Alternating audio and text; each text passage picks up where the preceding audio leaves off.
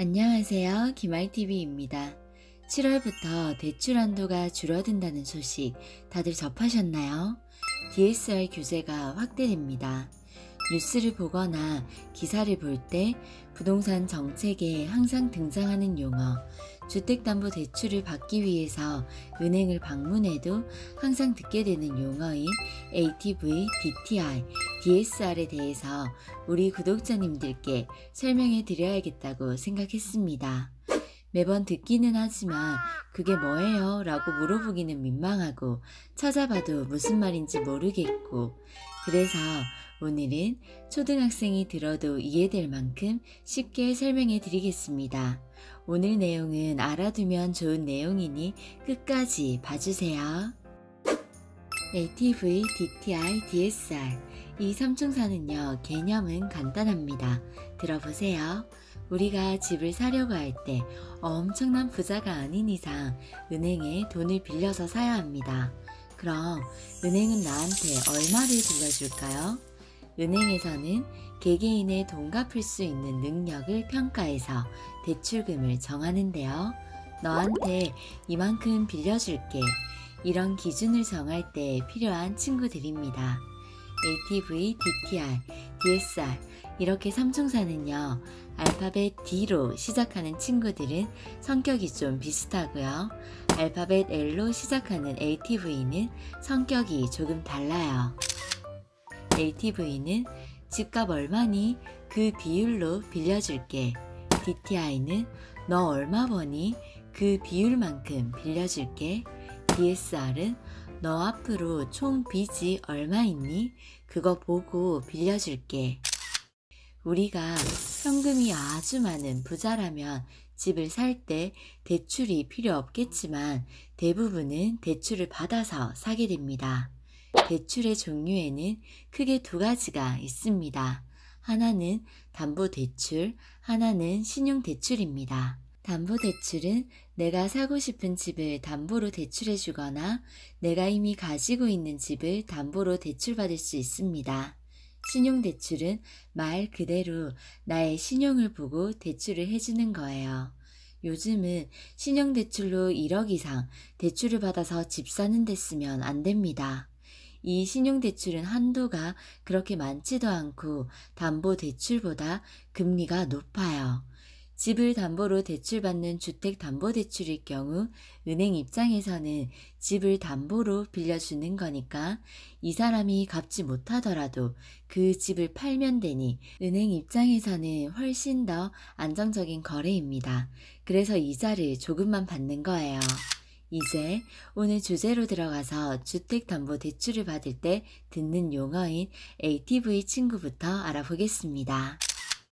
ATV는 Loan to Value Ratio라고 해서 loan, 대출, value, 가치, ratio, 비율을 뜻합니다. 그러니까 value, 집의 가치, 집값 대비 얼마를 빌릴 수 있나 주택담보 인정 비율이라고 합니다. 주택을 담보로 돈을 빌릴 때 인정되는 자산의 가치 비율입니다. 쉽게 말하면 포인트가 주택 가격에 있습니다. 너가 가지고 있는 집값 얼마니? 그거 보고 빌려줄게. 당신이 소유한 주택이 얼마짜리인지 보고 또는 당신이 앞으로 구입할 주택이 얼마짜리인지를 보고 그 가격에 몇 프로까지 대출을 해줄게 이거예요. 계산법은 간단합니다. 만약에 ATV가 60%이고 내가 1억짜리 아파트를 가지고 있으면 이 집을 담보로 얼마까지 나올까요? 1억 원의 60%인 6천만 원까지 돈을 빌릴 수 있다는 의미입니다. 그럼 이번에는 내가 5억짜리 아파트를 살 건데 ATV가 40%이다. 얼마까지 대출받을 수 있나요? 5억 원 곱하기 40% 하면 대출 한도가 2억 원이 되네요. 2억 원까지 대출 한도가 나온다는 거예요. 간단하죠? 근데 이때 주의하셔야 될 점은요. 처음에 설명드렸던 부분을 잘 보세요. 이게 담보 가치에 따른 대출 금액입니다. 내가 주택을 5억에 샀다고 해서 담보 가치로 5억을 다 인정해 주는 게 아니에요. 부동산은 시세 또는 감정을 의뢰해서 가치를 평가하게 되는데요.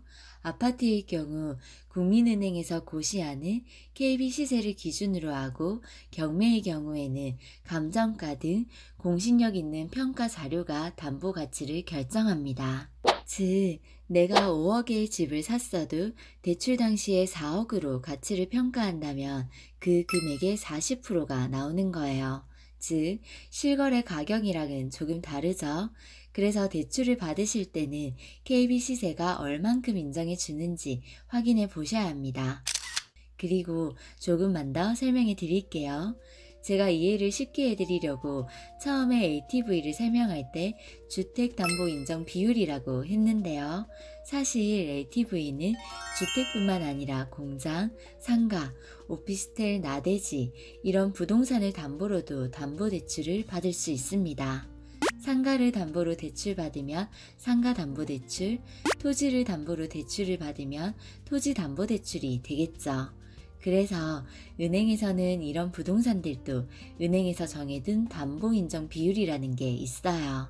그래서 앞으로는 LTV를 주택에 한정 짓지 마시고 부동산 담보인정 비율이라고 생각하시면 됩니다. 내가 아파트를 담보로 돈을 빌릴 수도 있고, 내가 상가를 담보로 돈을 빌릴 수도 있고, 내가 시골에 있는 답을 담보로 돈을 빌릴 수도 있으니까요. 해당 부동산을 담보로 돈을 빌릴 때 인정받을 수 있는 자산 가치의 비율입니다. 자, 이제 DTI 친구 보러 갈게요. DTI는 총 부채 상환 비율이라고 해서 Debt to Income. Debt는 빚, 부채라는 뜻이고 income은 소득, 수입이라는 뜻입니다. 즉 인컴, 소득, 소득 대비 얼마 빌릴 수 있나? 너 얼마 벌어? 연봉이 얼마니? 너의 소득을 보고 빌려줄게. 이거예요. 앞에서 봤던 LTV는 주택담보 대비 대출 비율이고요. DTI는 소득 대비 대출 비율입니다. DTI를 계산할 때는 포인트가 당신 1년에 얼마 벌어? 여기에 있습니다. 1년에 연봉 5천만 원인 사람이 있습니다. 1년에 5천만 원 버는 사람이 5천만 원을 다 빚 갚는 데 쓰면 안 되잖아요. 그래서 연간 갚아야 할 돈이 수입의 일정 금액을 넘지 않도록 빌려주겠다는 의미입니다. 그리고 DTI는 상환 원리금을 이야기합니다. 상환 원리금이 뭐냐면요. 원금과 이자를 함께 갚는 형태가 상환 원리금입니다. 원리금은 원금 플러스 이자라는 말이에요. 원리금을 상환하는 거니까 원금과 이자를 같이 갚는 걸 말합니다. 이걸 계산식으로 표현해 보면 이렇게 돼요. 주택담보대출 연간 원리금, 원금 플러스 이자 상환액 플러스 기타 다른 대출의 연간 이자 상환액을 대출받으려는 가계의 연간 총소득으로 나눈 값이에요. 예를 들어 연봉 5천만 원이고 DTI 40%라면 5천만 원 곱하기 40% 하면 2천만 원 나옵니다. 1년에 2천만 원만 빚 갚는 데 써라. 그 정도 수준에서만 대출 받아라. 이것을 기준으로 대출 가능 여부가 결정됩니다. 즉, DTI는 1년간 갚아야 할 상환 원리금, 원금 플러스 이자가 2천만 원을 넘지 않도록 2천만 원 내에서 빌려라는 의미입니다. 또 예를 들어 보면요. 연봉 1억 원이고 DTI 50%라고 하면 1억 원 곱하기 50% 하면 5천만 원입니다. 이 경우는 1년의 원리금 상환액이 원금과 이자, 원리금을 갚는데 5천만 원을 넘지 않는 선에서 대출을 받으라는 말입니다. 근데 2천만 원, 5천만 원 대출받아서 아파트 살 수가 없어요 라고 물으시는 분들이 있는데요. DTI는 정확하게 총소득에서 연간 원리금 상환액이 차지하는 비율을 뜻합니다. 여기서 연간이라는 단어가 중요해요.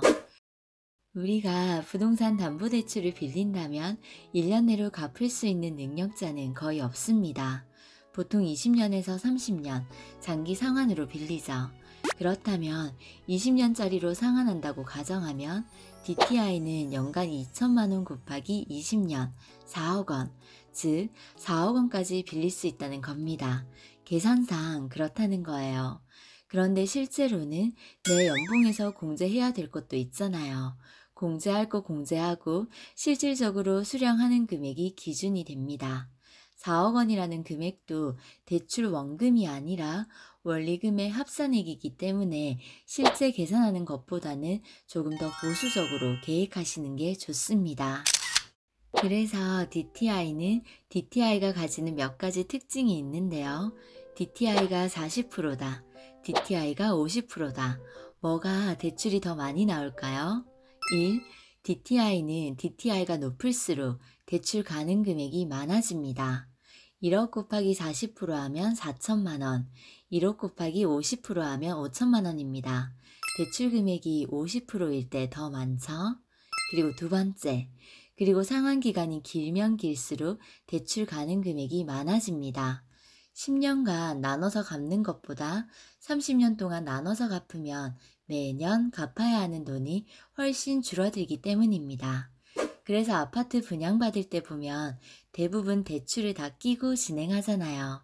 10년 분할 상환보다는 30년 분할 상환으로 할 때가 훨씬 더 많은 대출이 나옵니다.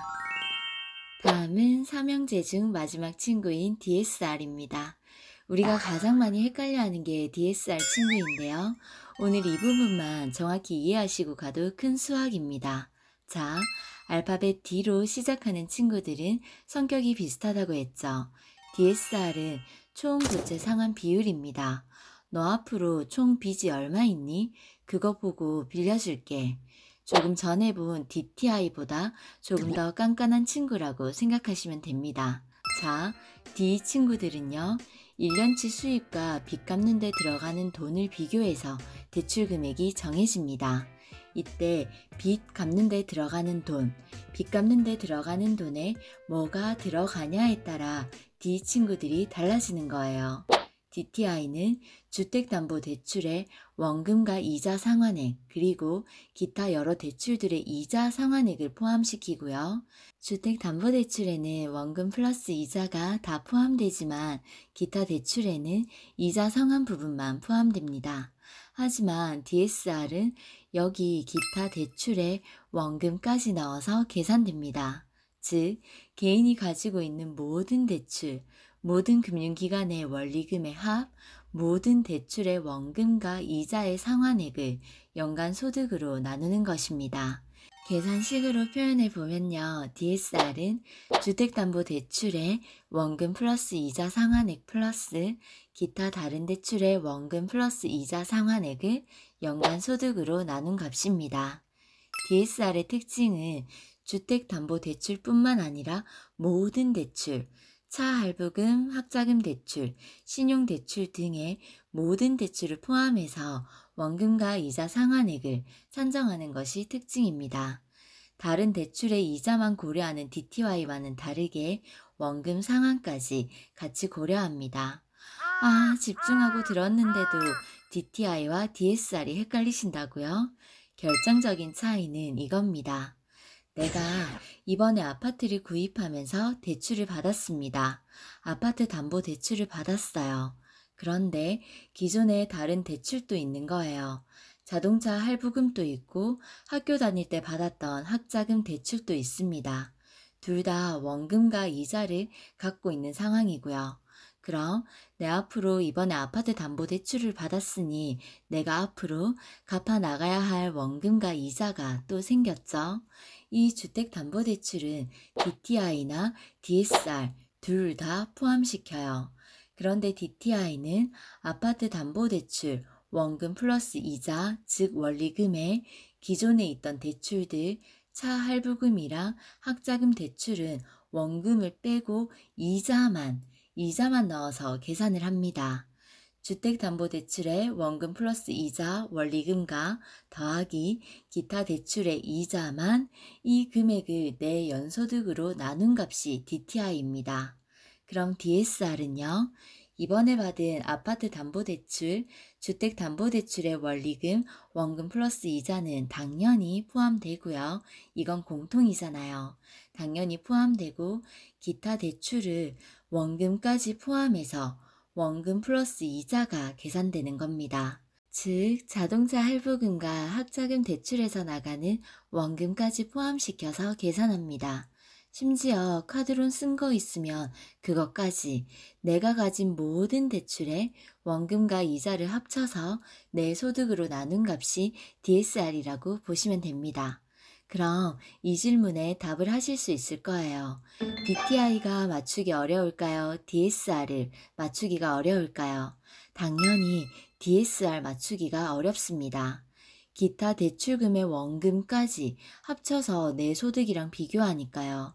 그래서 DTI보다 DSR이 더 까다로운 친구입니다. 근데 7월부터 이 까다로운 친구가 DSR 규제가 확대된다고 합니다. 큰일이죠. 이건 다음 영상에서 준비하겠습니다.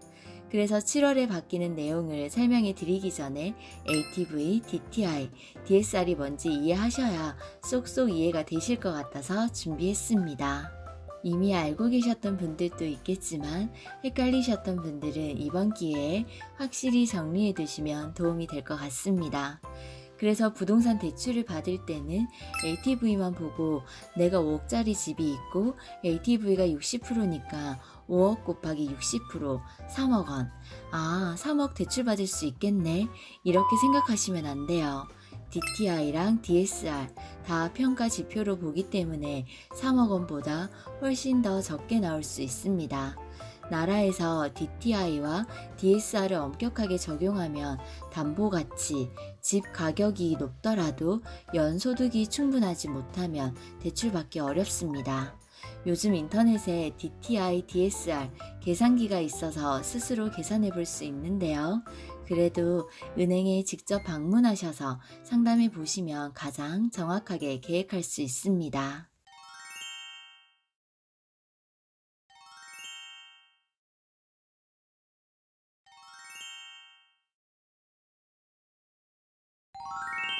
오늘은 여기서 마무리하겠습니다. 다음에 또 좋은 영상으로 찾아뵐 수 있도록 구독과 좋아요 부탁드려요. 저에게 큰 힘이 된답니다.